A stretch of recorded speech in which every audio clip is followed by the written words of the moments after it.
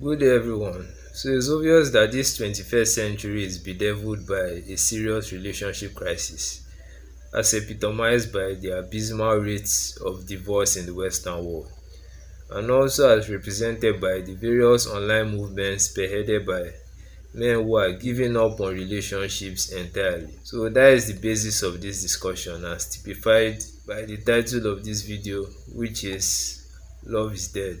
Now it's important to note that societal problems don't occur randomly. They are rather a progressive consequence of the mode of operation and the legal as well as administrative choices of the state. Now, to corroborate this view, I'll read a quote from an article published by Francisco Forzani. The title of the article is Power of Purity: Preliminary Notes for an Archaeology of Modern Jurisprudence, extracted from a subhead titled Legal Deontology. So now I'll read. The purpose of law is to structure social relationships and to give normative orientation in the social world. In essence, the state as an existing reality is an organization of power provided with a double function.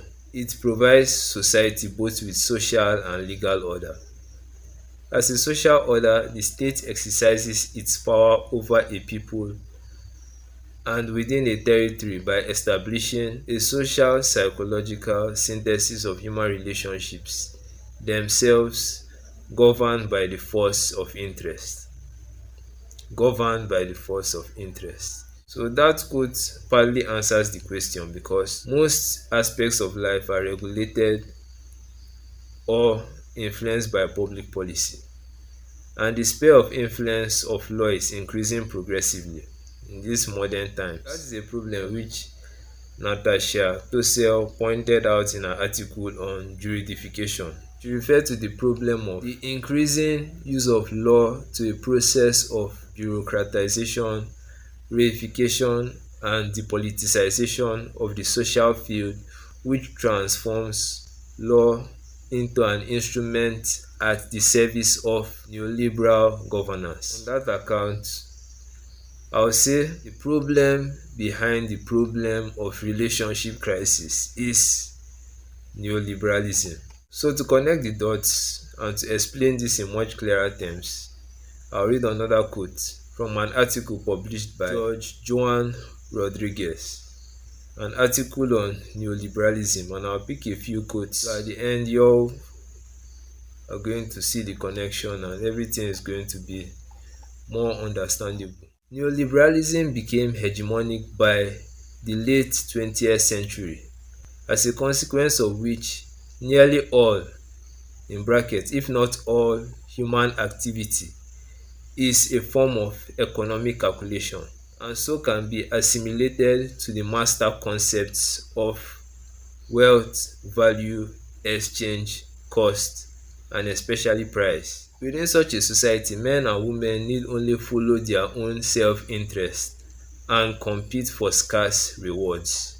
This vision converted everything, including individual subjects, into prices and goods that could be exchanged in an economic market protected by the state. I'll read that again.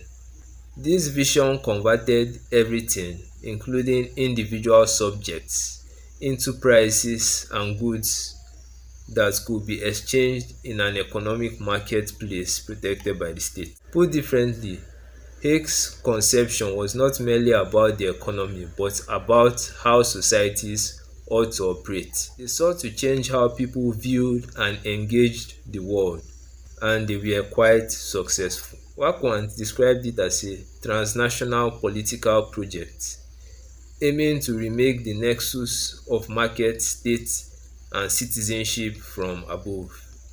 It has also been linked to the rise of a prison state with a supporting penal system. It pushed and pushes social norms and expectations in order to shape culture.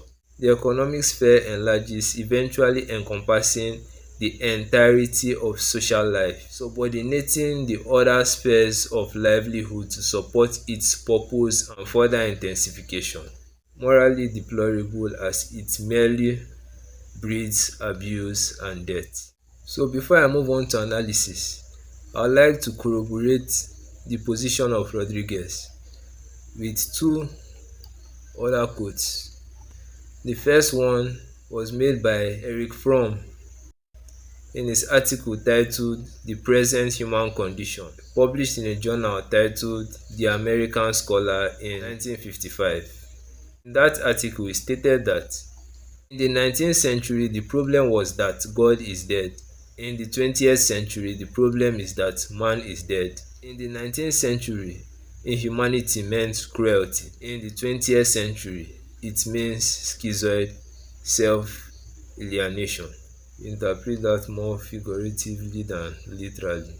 The next quote I'll read is from Karl Marx's Communist Manifesto, where he referred to the end of all feudal, patriarchal, idyllic relations that has left remaining no other nexus between man and man than naked self-interest, than callous cash payment, drowning everything in the icy water of egoistic calculation, and substituted it all for shameless, direct, brutal exploitation. So keeping all these quotes in mind, I would say in summary that the relationship crisis is a consequence of the hegemonic influence of the neoliberal ideology, which has co-opted various spheres of influence, including politics, law, education, as well as entertainment. And that has created a global culture, or that has aided the creation of a global culture that is centered on exploitation. Consequently, that automatically kills love. As according to Stefan Molyneux, the opposite of love is exploitation. So when the hegemonic nature of the neoliberal ideology that procures dehumanization, commoditization, and exploitation is juxtaposed with the fact that Western legal systems have now made divorce relatively more economically profitable than maintaining marriages, based on various incentives like child support, alimony, and the division of assets. As a consequence of that, marriages are almost built to fail, which is a fact that is exposed by the high rates of divorce in the Western world. In the same vein, relationships are also doomed because love is sustained by sacrifice. And this new generation is repulsed by the idea of sacrifice. Instead, their focus is on exploiting others. That is why a lot of men are opting out, because sacrifice goes along with relationships, while exploitation goes along with slavery. So that is the issue. And that is the basis of this current relationship crisis that is bedeviling the world. It's a global issue, but in the context of marriages, it's more of a Western thing based on the nature of their legal systems that incentivize divorce by providing numerous benefits like child support, alimony, and the division of assets. But what do you think? Share your opinions. Why are relationships failing? Why are marriages failing? Do you agree with what I said, or you have an alternative view on the issue? So I hope to hear from you. Have a nice day and God bless. Put your opinion in the comment section.